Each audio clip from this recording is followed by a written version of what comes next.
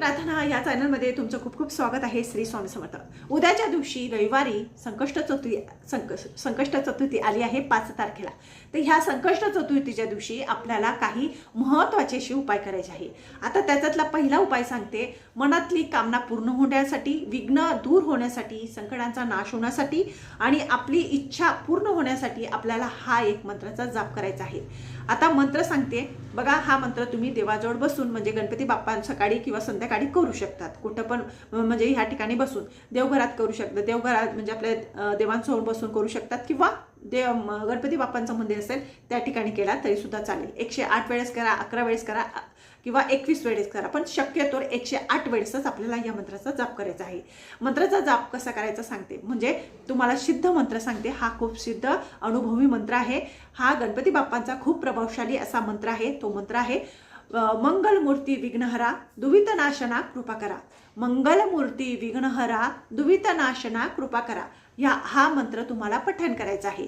तर आणि आता दुसरं तुम्हाला सांगते, तुमच्या घरातले विघ्न दूर होण्यासाठी आपल्याला हा उपाय करायचा आहे। घरातले जे संकट आहे, दुःख आहे, ते आपले दूर होण्यासाठी काय करायचं, संध्याकाळच्या टायमाला एक छोटंसं खोबरं असतं किंवा खोबरीची वाटी असते, त्याचा तुकडा घ्यायचा आणि कारण की ती मोठी वाटी घेतली तर ती फेकूनच द्यावी लागते, त्यामुळे छोटासा तुकडा घ्यायचा, देवाजवळ बसायचं, 2 कापूर वड्या घ्यायचा, त्या तुकड्यावर ठेवायच्या आणि देवाजवळ बसून संध्याकाळच्या टायमाला देवाजवळ गणपती बाप्पांची आराधना करायची की माझ्या घरातले जे विघ्न आहे, संकट आहे, दुःख आहे त्यांचा नाश पावू दे आणि माझं घर हे सुख शांतीने नांदो, अशी गणपती बाप्पांना आपल्याला विनंती करायची आहे। आणि माझे मुलं बाळ, माझा परिवार सुखी राहो असा आशीर्वाद गणपती बाप्पांना आपण सांगायचं आहे। आणि ते जे एक तुकडा घेतलेला आहे नारळाचं, खोबऱ्याचं, त्याच्यावर 2 कापूर वड्या ठेवायच्या आणि त्या कापूर वड जळतात तोपर्यंत आपल्याला गणपती बाप्पांचं स्मरण करायचं आहे, म्हणजे गणपती बाप्पांचं नाव घ्यायचं आहे। गणपती ओम गणपते नमः किंवा ओम विघ्नहर्ताय नमः, ओम विघ्नहर्ताय नमः, ओम विघ्नहर्ताय नमः या मंत्राचा जाप करायचा आहे जोपर्यंत तुमचे ते कापूरचे तुकडे जळत नाही तोपर्यंत। आणि नंतर काय करायचं ते बघा, हातात नका घेऊ, एखाद्या डिश वगैरे मध्ये ते तुकडे घ्यायचं, त्याच्यावर कापूर ठेवायचा आणि देवाजवळ बसायचं आहे।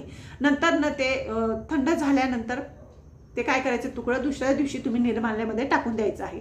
तर असं केल्याने तुमचे जे विघ्न आहेत ते दूर होतात आणि गणपती बाप्पांचा आशीर्वाद आपल्यासोबत होतो। आपल्या घरातले संकट दुःखांचा नाश होतो आणि आपला परिवार सुखी राहतो। त्यामुळे जर तुम्हाला हा उपाय आवडला असेल तर नक्कीच करा, अनुभव घेऊन बघा। माझं चॅनल आवडत असेल लाईक करा, सबस्क्राईब करा। श्री स्वामी समर्थ।